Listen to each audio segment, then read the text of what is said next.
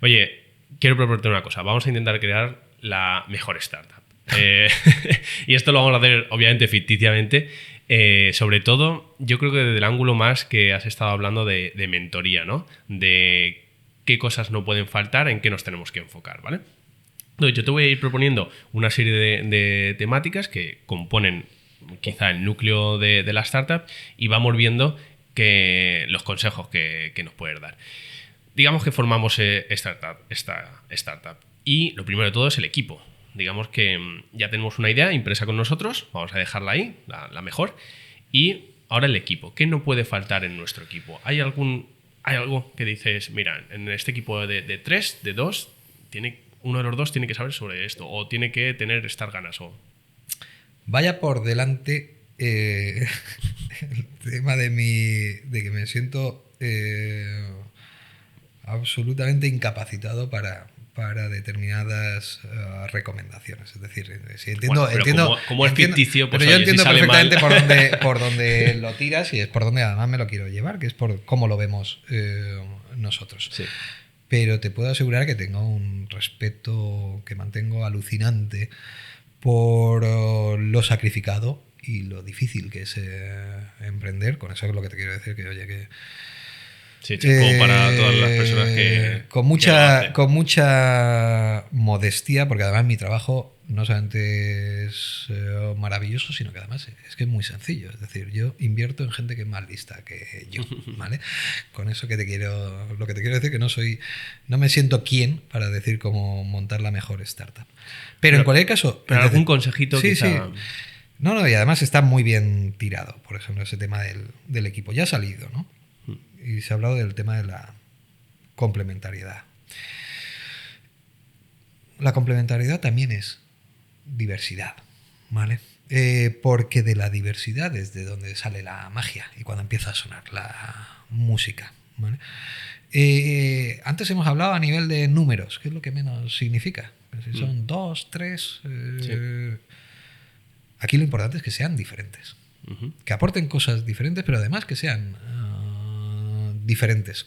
Cuando tú te encuentras estos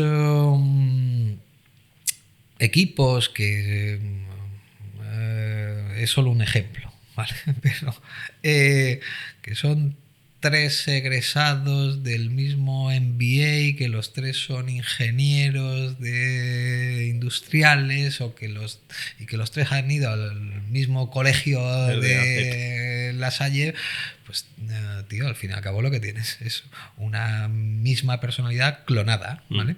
Que uno se puede ocupar de un área, otro se puede ocupar de otra, pero lo siento, pero eso al final no es capaz de crear un engranaje que realmente sea creativo. Sí. Porque hay un montón de sesgos ahí detrás, de confirmación, de alineación de personalidades. Nadie va a pensar fuera de esa caja tan limitada. Con lo cual, el primero de los ingredientes del equipo, pues oye, ese número variable de 2 a 3 founders y que cada uno de ellos sume bien skills a nivel formativas y si es a nivel de experiencia, incluso de contactos mejor, pues por el lado de negocio, por el lado de tecnología y por el lado de marketing. Sí, yo esto muchas veces lo veo como los quesitos del Trivial. Entonces, cuanto más compartimentos y llenos los tengas, pues oye, mejor. Vamos al siguiente. El mercado. Tenemos nuestra idea, pero oye, esto hay que validarlo. Entonces, hay que traer los deberes hechos, de decir, primero más o menos podría tener un equipo, tengo que pensar en el mercado, ¿no? Antes de lanzarme. Antes de ninguna otra cosa, o por lo menos en lo que respecta a inversores profesionales como podemos ser los VCs, ¿vale? Porque además también, oye, las triples F se llaman así no por otra cosa, sino porque saltos al vacío nosotros no podemos darlos. Claro. Puede dar tu abuela, tu cuñado y tu madre que te quieren mucho y que si te quieren acompañar con dinero, pues eso además pues también significa cosas, pues porque ya significa, pues oye, skin in the game. Porque a mí al final, pues oye, me da igual si el dinero lo has puesto tú, lo ha puesto tu abuela, porque si la cagas, tu abuela sabe dónde estás, te buscará y te dará 2 capones, ¿no? Entonces, ahí hay una serie de compromisos. Pero si te estás dirigiendo ya a un inversor profesional, a mí no me digas que el mercado es infinito y que te vas a limitar a captar un 1%, que con eso además ya te vas a convertir en un unicornio. Hay que venir con esos deberes hechos. Primero, el mercado es suficientemente grande en una propuesta concreta y aterrizada. Y estoy hablando de grande en el sentido oye, es razonable pensar en la empresa que ahora me estás proponiendo una valoración de 1 millón, pensar que puede alcanzar una valoración de 100 millones en un periodo X, pero tirando a corto, de 6 o 7 años. Es decir, ese mercado, la cantidad de dinero que se mueve es suficientemente grande, pero también la accesibilidad que tienes a ese mercado, el tipo de contactos, no es lo mismo un tema de B2C que un tema de B2B, no es lo mismo el ticket medio que vas a poder manejar en uno u otro, no es lo mismo acceder a una tipología de cliente B2B del que no tienes ni puñetera idea que de uno del que ya vienes 3 o 4 años trabajando en el sector. Pues eso es lo que nos da las palancas de comprender si tu propuesta es lógica y si tiene sentido, porque vuelvo a decir que en la inmensa mayoría de los casos nosotros entraremos y sin embargo todavía no habrás traccionado razonablemente ahí, no habrás vendido grandes cantidades o lo único que tendrás son pruebas de algún piloto validación. O algo, Pero lo anterior tiene que ser coherente, lo anterior tiene que tener lógica y tener una conexión con la experiencia y la proyección que tiene el equipo que hay sobre la mesa. Eso es. Pues oye, tenemos ya nuestro equipo formado, Orfeo y Raúl, tenemos la idea, además nos complementamos bien, el mercado está ahí. El modelo de negocio, ¿también lo trabajamos desde un principio o también lo vamos a ir modificando conforme pase el tiempo y el feedback que recibamos? Hay que llevarlo trabajado, pero probablemente de todo esto sea lo que más va a variar.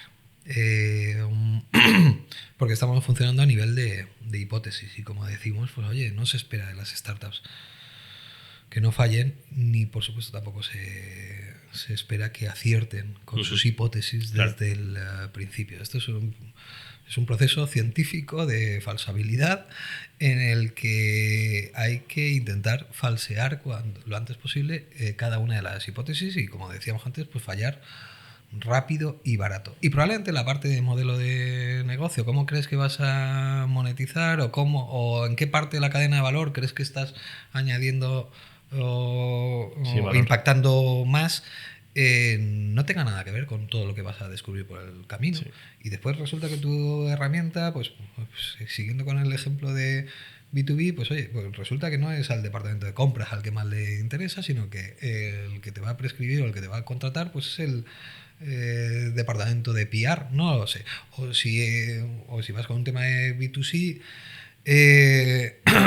pues no es desde luego el niño el que te va a pagar, sino que va a ser la madre. Todo eso hay que irlo comprobando durante el camino. Pero eso no quiere decir que no haya que hacer un planteamiento previo, porque ese planteamiento previo, igual que las proyecciones financieras, por ejemplo, vuelvo a decir, entramos en pre-revenue. Y las proyecciones financieras, otro melón, pues ya sabes, el Excel que lo aguanta todo. Pues nosotros seguimos pidiéndolas y seguimos analizándolas profundamente. ¿Por qué? Porque tanto lo uno como lo otro es una ventana a cómo piensas. Es una ventana a tu plan. Y a mí no me interesa que el plan se ejecute, porque estoy seguro de que no se va a ejecutar al 100% como lo tienes planteado y que va a haber muchas variaciones por el camino. Pero no hay nada peor que no tener un plan. Con lo cual, pues oye, hay que poner encima de la mesa una visión o una anticipación de esos escenarios que, como te digo, sea lógica y sea coherente. Y sobre esa ya trabajaremos y sobre esa ya bailaremos y sobre esa ya pivotaremos todo lo que sea necesario. Eso es. Pues ahora vamos a presentar nuestra idea a todos. Entonces necesitamos un deck, que hemos hablado de esto, una presentación. ¿Qué no nos puede faltar en este deck? Hay algunas cosas esenciales, hay muchas, ¿vale? Pero alguna que quizá hayas visto tú que es de las que más suele fallar. Vamos a ver, con el tema de los decks, antes lo hemos comentado. Bueno, con el tema de los decks, con el tema de las presentaciones, de los pitches, se ha avanzado mucho en poco tiempo de cosas en las que era, joder, terriblemente difícil llevarte una idea clara de lo que estaban haciendo las empresas. Ahora, quiero decir que en esa asignatura pendiente, pues oye, ya cada vez lo es menos. En ese sentido, ¿por qué te lo digo? Pues porque, oye, yo creo que la inmensa mayoría de los emprendedores que nos pueden escuchar o ver, pues oye, ya tienen un acceso a temas que antes no existían, que eran básicamente, pues oye, visibilidad, materiales, sobre qué partes son necesarias en el deck y son imprescindibles, ¿no? Ya hemos comentado el tema del mercado, hemos comentado el tema del equipo, de la oportunidad, del por qué ahora y por qué vosotros vais a ser capaces, el tema de la tecnología, es decir, lo que es la estructura ya clásica y conocida de los decks. Precisamente por eso creo que igual lo que puede resultar más interesante es lo que sale de esa estructura ya casi que estándar, ¿vale? Porque ahora, con ese avance que hemos sufrido en el tema de los decks, pues estamos ya casi en el otro lado de la balanza. Y es que... Bueno, estamos muy bien, mucha información, pero muy igual. Todo es demasiado genérico, sí. Efectivamente, todo es demasiado commodity. Sí. Entonces, mi recomendación principal es... Tú tienes que tener todo eso, pero habrá algo que te haga especial. Es decir, tu equipo será especialmente alucinante por de dónde viene, por lo que habéis hecho antes, por el propósito que tenéis, o no, o tu tecnología será especialmente disruptiva, hay una transferencia de tecnología, hay una patente, hay unas barreras de entrada claras, o no, tienes una oportunidad ahora que viene precisamente, pues oye, de un network y de un nicho de mercado en el que ya estás muy introducido y que te va a permitir facturar de forma inmediata. Invitaciones que todo el mundo reflexione a ese respecto y se salga de la estructura genérica, o mejor dicho, que adapte la estructura genérica a resaltar aquello que le hace especialmente sexy y ponga especialmente la guinda del pastel interesante. Y que esa parte, además, se la lleve al principio de todo. Ajá. Es decir, hay que llamar la atención desde el principio de todo en eso. Porque volvemos a lo de antes. Nos llegamos a saturar de la cantidad de decks, de pitches, de presentaciones, de competiciones a las que vamos, y yo lo siento, pero es que lo noto. Es decir, mi cerebro ya cada vez desconecta antes. Los pitches duran 3 minutos. Ahora va a ir el análisis del mercado, ahora va no sé qué. Los pitches duran 3 minutos, 5 minutos, puede parecer poco, pues yo te digo que es demasiado. Es decir, ¿demasiado en qué sentido? En que si no has conseguido impactar, salirte del guión y llamar la atención desde el principio, lo más probable es que el inversor o el que está al otro lado llegue desconectado al final de la presentación. Con lo cual, traeros toda esa parte adelante. Vale, pues vamos a poner entonces como guinda del pastel nuestra tecnología que tenemos ahí, que no os habíamos contado a nadie, en lo primero. Quizá ya la última pregunta, ¿cómo atraemos los clientes con esto? Nos encargamos nosotros, tenemos a alguien más del equipo. Bueno, vamos a imaginar que estamos nosotros. Nos intentamos mover lo máximo posible, ¿no? Vamos a ver, ya es que en una startup, en etapas iniciales, solo hay 2 cosas importantes, y es la tecnología y vender. Pero es que además vender lo tiene que hacer todo el mundo. Es decir, vender tiene que hacerlo el CEO, el CMO, evidentemente, pero es que lo tiene que hacer también el CTO. Porque es con lo que se están jugando todo. Y es con demostrar que su propuesta realmente produce valor en el mercado y hay gente que no es que le guste, sino que le revienta la cabeza y se saca la cartera para pagar. Con lo cual, que nadie se esconda del tema de las ventas. Yo cuando analizo un equipo en esas etapas iniciales, pues oye, que no sirva... esto no es por entrar en polémicas, pero yo si me encuentro un CFO o incluso a alguien de operaciones o alguien de estrategia, pues me saltan las alarmas. Me saltan absolutamente las alarmas. Con lo cual, es decir, todo el equipo al completo tiene que estar absolutamente proyectado en lo más importante de todo, en lo que tiene que estar en el centro, que son los clientes. Pero por encima de los inversores o por encima de cualquier otra consideración.